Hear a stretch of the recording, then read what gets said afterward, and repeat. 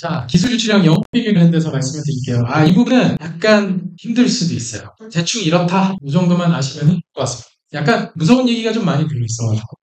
2002년도에 산업기술 유출 관련해서 300명 넘게 검거가 됐어요. 이게 이제 경찰청에서 내는 통계이기 때문에 그래서 매년 나오지는 않고 올해 이제 좀만 있으면 나올 겁니다. 300명 넘게 검거가 됐었고 그다음에 영업비밀 유출이 가장 많습니다. 그래서 산업기술 유출 유형 세 가지가 있는데 영업비밀 유출 74%, 산업기술 유출 10%, 업무상 비밀 15% 정도, 14.8% 정도 되는데 이게 이제 갈수록 증가하고 있고요. 그다음에 경찰청에 국수본 있잖아요. 최근에 뉴스에 많이 나왔던 국수본에서 수사를 합니다. 84%는 중소기업에서 진행하고 있다라고 나와 있고요. 그래서 이 세 가지에 대해서 한번 같이 보시면 영업비밀 유출이라는 게 뭐냐 하면은 공공연히 알려져 있지 않고 독립된 경제적 가치를 가지며 합리적인 노력으로 비밀 유지된 기술상 또는 경영상 정보를 부정한 방법으로 취득, 사용, 공개하는 행위를 영업비밀 유출이라고 합니다. 관련된 법률은 부정경쟁 방지 및 영업비밀 보호에 관한 법률이라고 하는 법률이 따로 있습니다. 그래서 이게 너무 길어가지고 이 법을 부경법이라고 합니다. 부경법이라고 하는데 그 중에서도 특히 영업비밀 유출은 개인에 대해서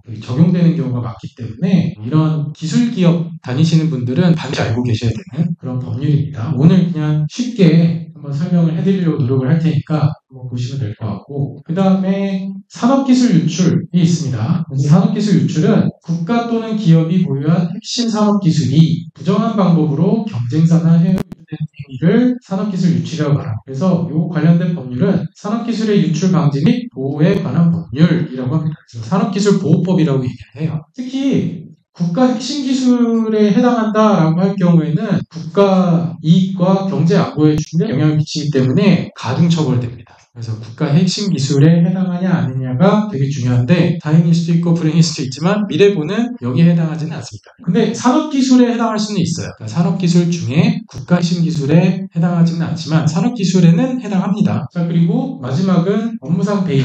배임죄라는 거는 많이 들어보셨죠? 그래서 기업 임직원이 법률이나 계약상 신임관계를 위배하여 자신의 이익을 취하거나 제3자가 이익을 얻도록 하여 기업에 손해를 끼치는 행위를 배임 행위라고 얘기를 합니다. 업무상 배임이라고 하고 이거는 형법에 있어요. 형법에 355조 2항의 배임죄, 그 다음에 356조의 업무상 배임죄, 기술 유출 사건에서 종종 기업 내부자의 유출 행위와 연결됩니다. 그래서 이 세 가지가 전부 다 해당할 수도 있어요. 다 해당할 수도 있고 그 중에 하나만 해당할 수도 있고 두 개 해당할 수도 있고 근데 뭔지 알아야지 조심할 거 아니에요. 그래서 일단 그 내용을 보도록 할게요. 근데 어떤 페널티를 받느냐 영업비밀 유출은 10년 이하의 징역 또는 이득액의 2배에서 10배 사이의 벌금을 받게 됩니다. 그리고 손해배상액이 추정이 됩니다. 그러니까 법원에서 이렇게 추정해가지고 손해액이 얼마다 해서 돈으로도 내게 될 수도 있다라는 거고요. 산업기술 유출 같은 경우에는 국외 유출 시 15년 이하의 징역 또는 30억 이하의 벌금. 그래서 산업기술 유출 방지 및 보호에 관한 법률, 산업기술 보호법에 이게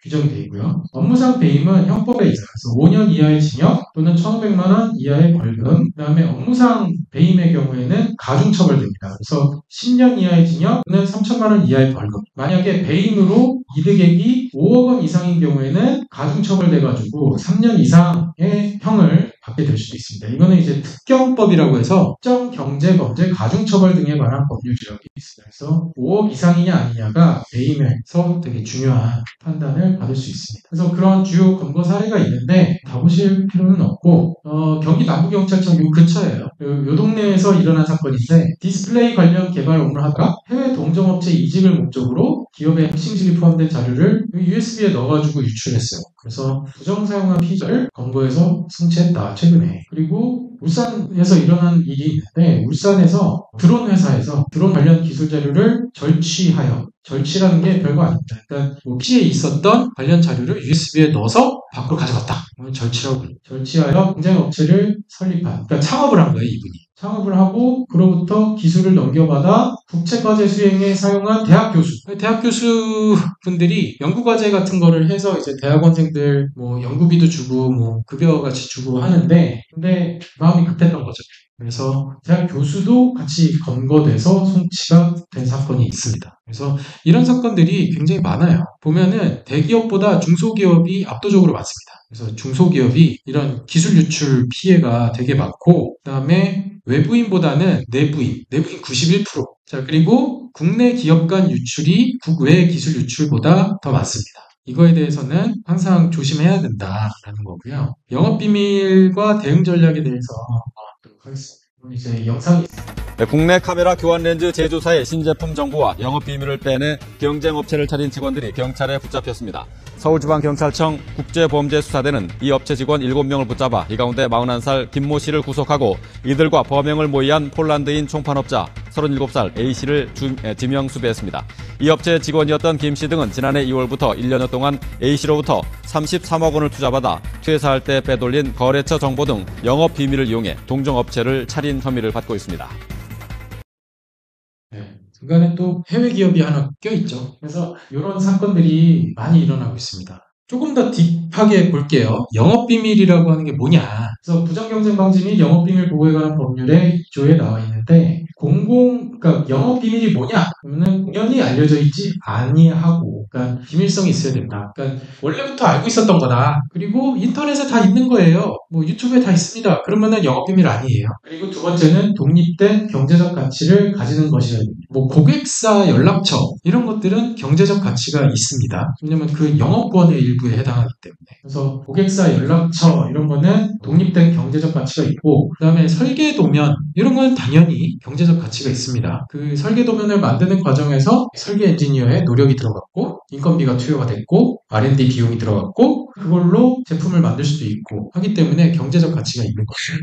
자, 마지막으로 합리적인, 옛날 법엔 상당한 이럴 때 합리적인 노력에 의하여 비밀로 유지된 생산 방법, 판매 방법, 기타 영업 활동에 유용한 기술상 또는 경영상의 정보는 영업 비밀이라고 봅니다. 그래서 이 비밀 관리성이라고 얘기를 합니다. 비밀 관리성이라고 하는 게 되게 가장 중요한 포인트예요. 그래서 비밀 관리성은 비밀로 관리하려는 그런 의사가 있어야 되고, 회사의 의사, 그 다음에 비밀 관리 노력이 있어야 돼요. 그래서 비밀 보유자가 상당한 노력으로 평가할 만한 적절한 조치를 취하지 않았다면 비밀 관리성 요건을 결여한 것으로 보고 영업 비밀이 아니다라고 얘기를 합니다. 그러면은 이제 얼마나 관리를 해야 되는 거야? 라는 거에 대해서 의문이 있죠. 그래서 판례가 이렇게 나옵니다. 상당한 노력에 의하여 비밀로 유지된다는 것은 그 정보가 비밀이라고 인식될 수 있는 표시를 하거나 고지를 하고, 그 정보에 접근할 수 있는 대상자나 접근 방법을 제한하거나 그 정보에 접근한 자에게 비밀 유지 의무를 부과하는 등 객관적으로 그 정보가 비밀로 유지 관리되고 있다는 사실이 인식 가능한 상태여야 된다. 그냥 단순히 직원들이랑 고용계약서에 그냥 비밀 준수를 해야 된다라고만 써있는 것만으로는 불충분하대요. 적어도 정보가 저장되어 있는 매체에 뭐 PC라든가 USB라든가 아니면 뭐 그런 매체에 그 정보가 비밀이라고 인식될 수 있도록 표시를 하거나 직원들한테 고지를 하고, 정보의 누설을 하는 보안 시스템과 매체의 속성에 맞는 적절한 보관 책임자를 두어야지 비밀 유지를 위해서 노력을 했다라고 봅니다. 그래서 그 정보에 접근할 수 있는 대상자나 접근 방법을 제한하는 조치를 취해야지 영업비밀로 보호를 합니다.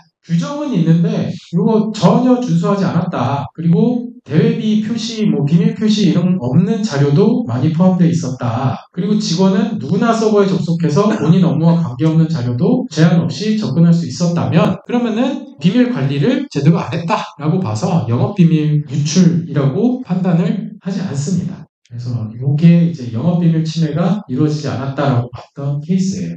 요거는 이제 직무발명 유출 사건인데, 요거는 뭐냐면 Y라는 회사에서 A가 등기이사였고 B가 공장장이었는데, 이 A랑 B라는 사람이 Y라는 회사에서 만드는 물질이랑 그거보다 더 개량된 거를 갖다가 만들어 보고 싶었대. 그래서 여기 이제 대학원 박사과정 학생이었던 C한테 Q30의 물성 분석을 의뢰를 하고 최적화 작업을 위탁을 해가지고, 이 C가 능력이 있었나 봐. 그래가지고 이 대학원생이 열심히 만들어가지고 새로운 소재를 같이 만들었대요. 같이 만들었는데 Q22라는 거를 개발해서 완성했는데, A랑 B는 Y 회사 소속인데 이 Q22를 완성됐다는 거를 보고를 안 하고 이 대학원생으로 하여금 특허를 출원하도록 해서 대학원생 명의로 특허 등록까지 받았어요. 대학원생이 능력이 좋았던 것 같아요. 이렇게 해서 이 Q22라고 하는 신물질을 C가 Y 회사의 경쟁사에다 납품을 했대요. 납품해서 수십억 원을 받았대요. 그래서 라이센싱 계약까지 체결하고 그 받은 대금을 A, B, C가 각각 4, 3, 3의 비율로 분배했다고 합니다. 이런 일이 생각보다 제법 많이 있습니다. 제법 많이 있어요. 그러니까 뭐 특히나 이제 회사에서 10년 넘게 열심히 일하다가 서운한 일이 생겼다. 뭐 이러면은 내가 이 회사에 뭐 뼈를 묻을 것도 아니고 막 이러면서 이 생각이 들 수가 있어. 근데 결국에는 이 A, B, C 세 사람 다 업무상 배임에 해당해가지고 유죄 판결을 받았어요. 그리고 부정경쟁방지 및 영업비밀보호법 위반에는 해당하지는 않았는데, 근데 직무별명 공개했기 때문에 문제가 됐죠. 자, 그리고 특허 출원해놓은 것도 명의변경 청구해서 회사가 이겨서 특허도 회사 Y 회사로 넘어가고, 그다음에 돈 받았던 거, 라이센스비로 받았던 것도 다시 돌려줘야 되는 그런 상황에 처하게 됐습니다. Y 회사가 여기 인터플렉스라고 외국 회사예요. 그러니까 한국 법인이 있는 외국 회사. 아무튼 그래서 이제 이런 일들이 종종 있습니다. 그래서 영업비밀 관련해서는 이런 제도가 있는데 한번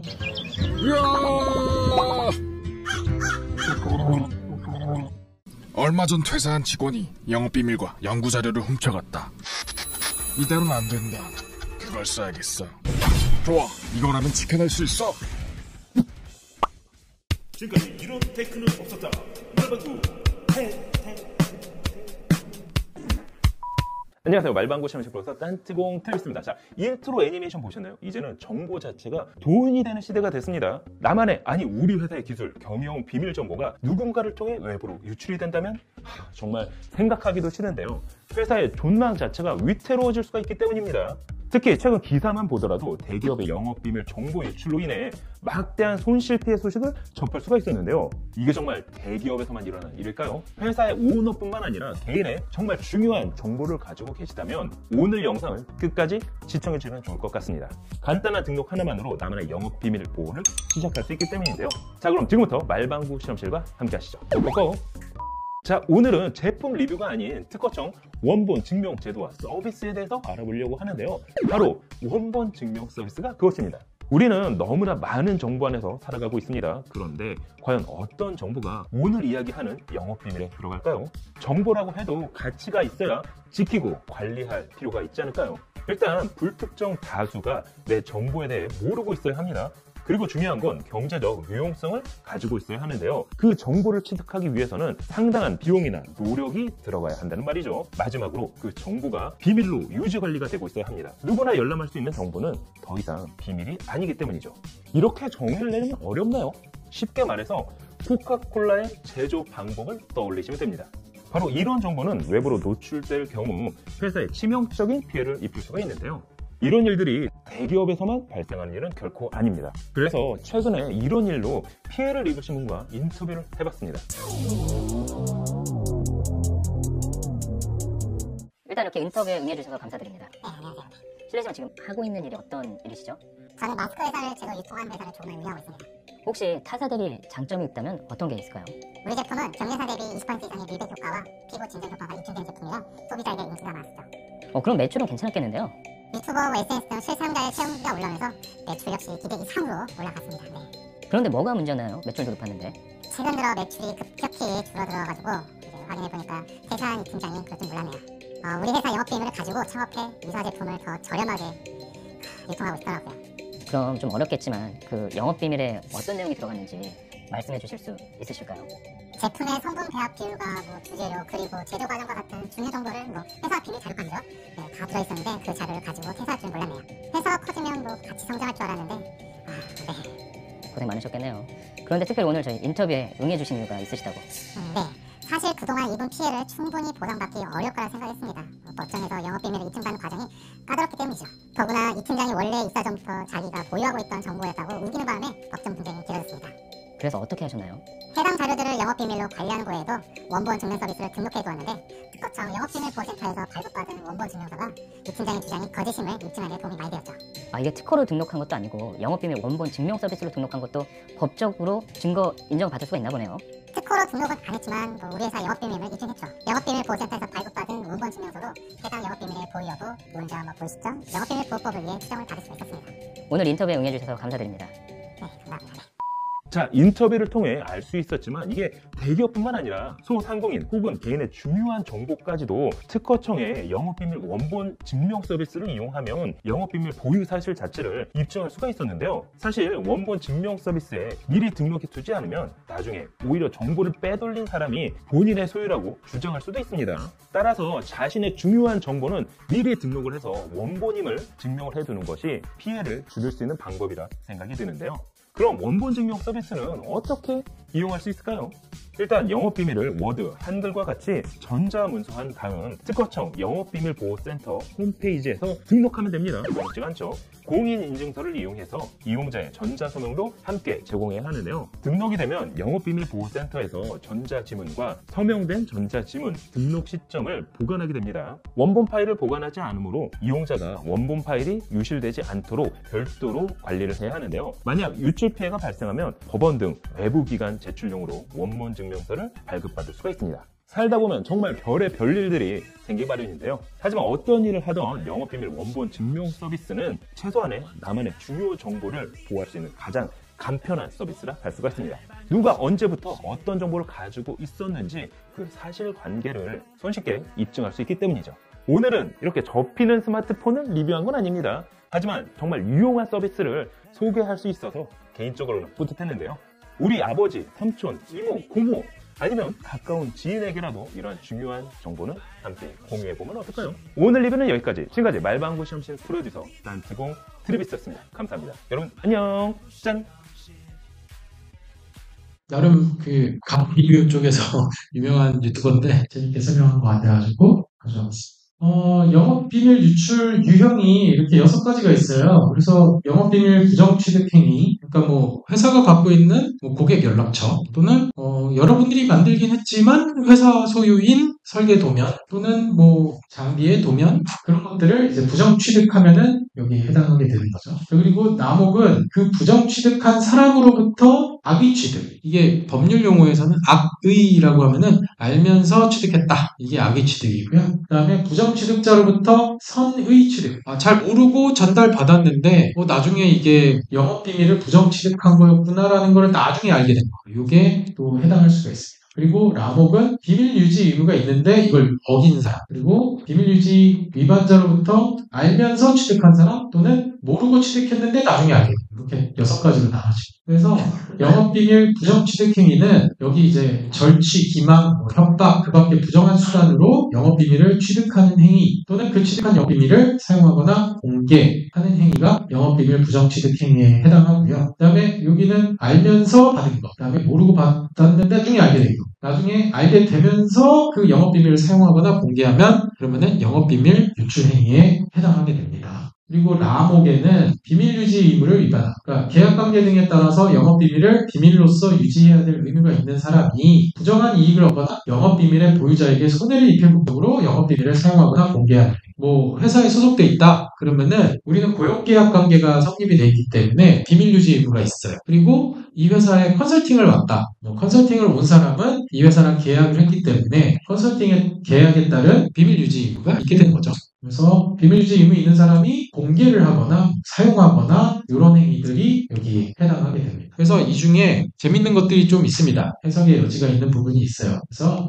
취득행위, 부정취득이냐 아니냐에 관해서 회사 재직 중 업무상 습득한 정보는 부정취득행위가 아닙니다. 나쁜 마음으로 취득한 게 아니죠. 일하다 보면은 당연히 알 수밖에 없는 정보죠. 근데 이 경우에 비밀유지 의무를 나중에 위반했는지 안 했는지가 문제가 되는 거죠. 나중에 퇴사하거나 이직할 때. 자, 그리고 회사가 다른 업체의 영업비밀에 해당하는 기술 정보를 습득한 자를 스카우트했다면 특별한 사정이 없는 한 그 회사는 그 영업비밀을 취득했다고 보아야 된다라고 대법원 판례가 이렇게 얘기하고 있어요. 그래서 아까 전에 그 한화정밀로 이직하신 분 있잖아요. 한미반도체에 있다가. 그래서 그분은 이 판례에 의해서 영업비밀을 알고 있는 상태였기 때문에 한화로 갔을 때 한화가 그 영업비밀을 취득했다라고 보게 돼요. 사용과 관련해서는 이 사용이라는 단어에 대해서 해석이 또 있어요. 전자파일의 연락, 그 파일을 열어봤다. 열어봤다는 사용에 해당하는데, 근데 그냥 전자파일을 저장한 것만은 사용이 아닙니다. 그냥 이게 USB로 저장했다까지는 그건 사용은 아니에요. 근데 그 USB를 들고 밖으로 나가서 공개하거나 전달했다. 그러면은 비밀유지 의무 위반이 되는 거예요. 거죠. 그래서 사용의 개념이 이렇다라는 거고, 비밀유지 의무 관련해서는 비밀유지 의무를 부담하기로 약정한 경우뿐만 아니라 인적 신뢰관계의 특성에 비추어 신의칙상 또는 묵시적으로 그러한 의무를 부담하기로 약정했다고 구할 경우를 포함한다. 그러니까 계약서가 있는 경우에는 당연히 비밀유지 의무가 있는 거고, 계약서가 없다 하더라도 뭔가 심사위원으로 왔다, 아니면은 회의 참석자로 왔다, 뭐 이런 경우에는 계약서가 없어도 비밀유지 의무가 있는 경우가 있습니다. 그리고 전득이라고 하는 거는 전달받아서 얻은 거죠. 그래서 부정 취득자로부터 전득자뿐만 아니라 그 전득자로부터 영업비밀을 취득한 자, 다시 또 받은 사람도 본 규정이 적용이 됩니다. 그래서 형사처벌이